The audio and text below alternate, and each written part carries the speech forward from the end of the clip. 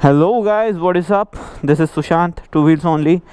Please ignore the other mess that is around here, except for this beauty. Don't forget about her. So this is what we are going to ride today, the Cb300r. But first thing first, let's get out of the house, man.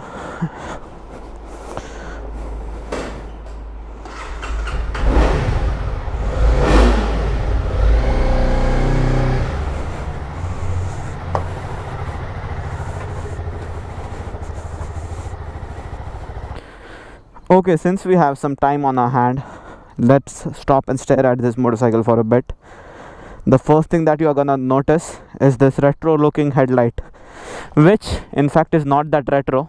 It's a all LED unit, and so are the indicators and the tail lamp, and it looks gorgeous on this package.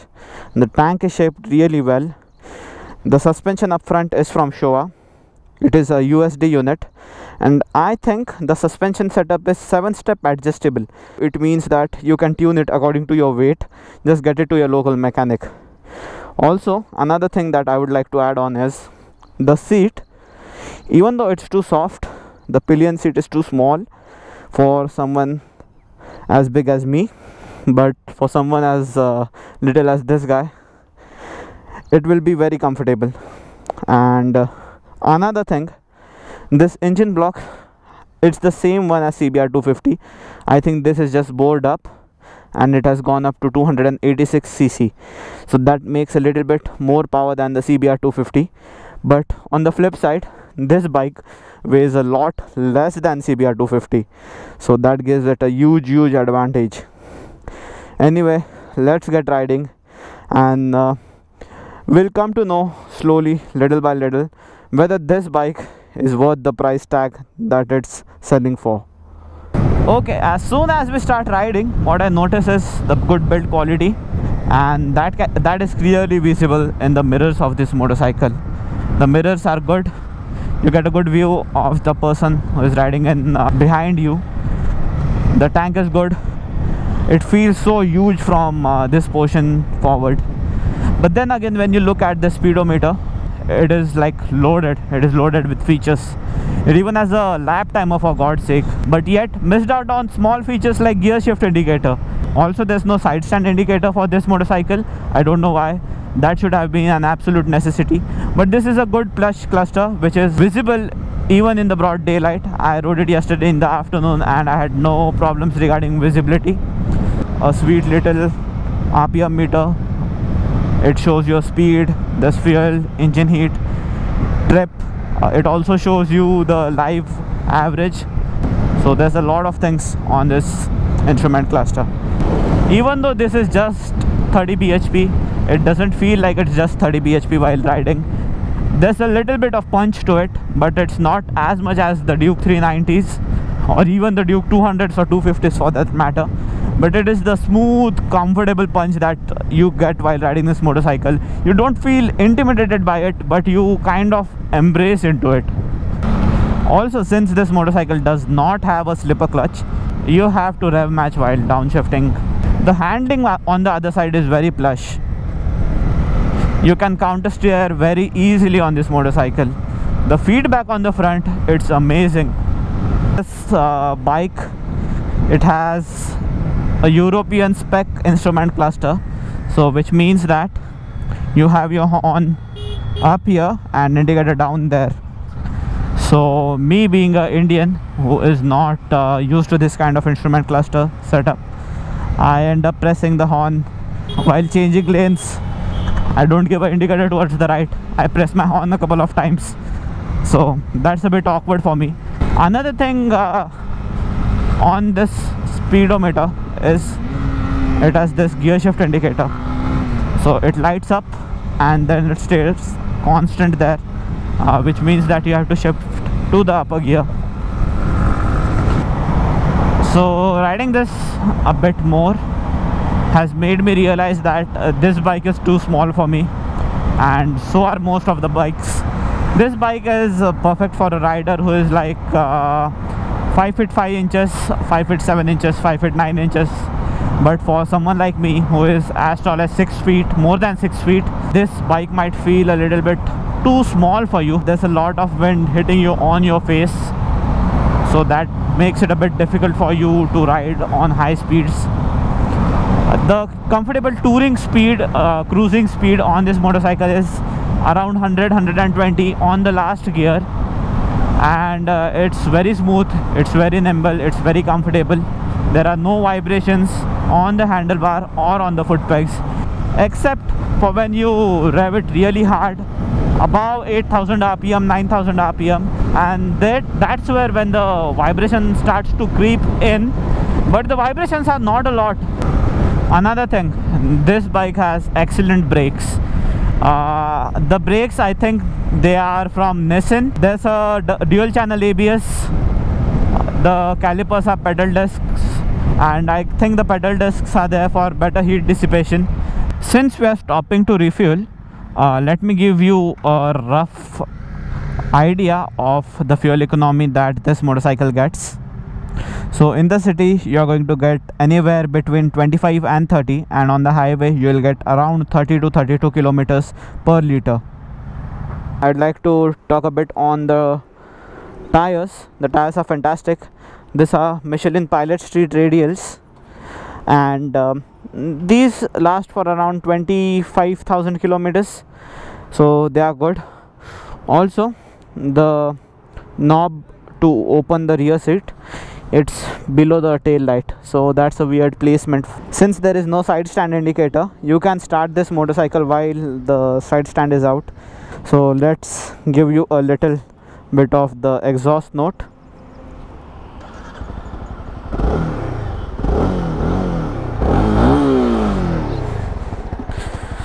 So this is a big exhaust.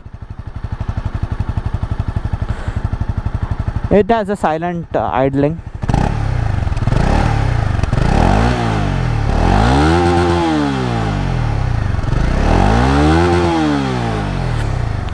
Since this motorcycle is a CBU unit, you might think that it's pretty high up on the maintenance, but that's not the case with this motorcycle. From what I have spoken with a few owners, the maintenance on this motorcycle is very similar to what it is on a CBR 250R. The average service cost will be around 2,500 to 3,500 rupees. We are almost about to stop for our breakfast on this short highway ride, and I must tell you that this bike lacks in one major bit, and that is the top end performance. And it lacks in it because I think that this does not have fairing, and since it's a single cylinder motorcycle, it is going to lack in that department. But except that, this bike is a very good package. Well, the cornering stability on this bike is really nice, like really nice. What the hell was he doing? I told him to get a nice shot, and he runs from the middle of the road. But anyway, point being, the cornering stability of this bike is really good, and you can trust the tires and the diamond frame of this motorcycle to keep you planted on the road. Even though it's a very good tourer, it can cruise at around 100-120 very easily. The biggest concern for this bike is going to be the crosswinds. When there's a lot of winds, you can actually feel the bike swaying left to right, right to left. So that is a given when you are riding a naked motorcycle. Another thing on this motorcycle is that even though the headlight is LED, the light throw is not adequate if you are going to ride out in the night, like when you are going on a long ride. So the light throw is not enough, although it's adequate for the city, and I would surely get some extra auxiliary lamps or something fitted on the motorcycle. But then again, there's not a lot of space on this motorcycle where you can fit those lights, so you have to do the R&D yourself. Another thing like I would like to add on is because of the high torque figure, you won't be finding yourself changing the gears a lot. Like in traffic like this, you can keep the bike on second gear, pick it up without any problems, and keep riding on. There's not a lot of need to change gears. Also, the heat management on this bike, it's a lot better than its competitors, I assume. Also, because of this small length of the motorcycle, small wheelbase, the handling is very, very, very friendly, and you can flick through traffic with ease.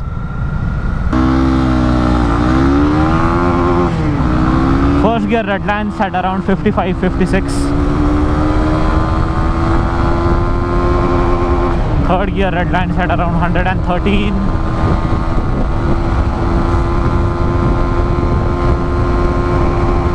Now we are in fourth, fifth.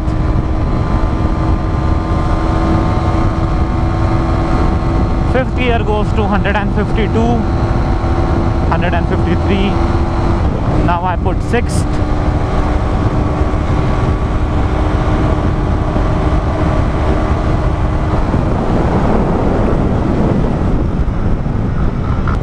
And now the sixth gear. Let's see how much this bike goes up to.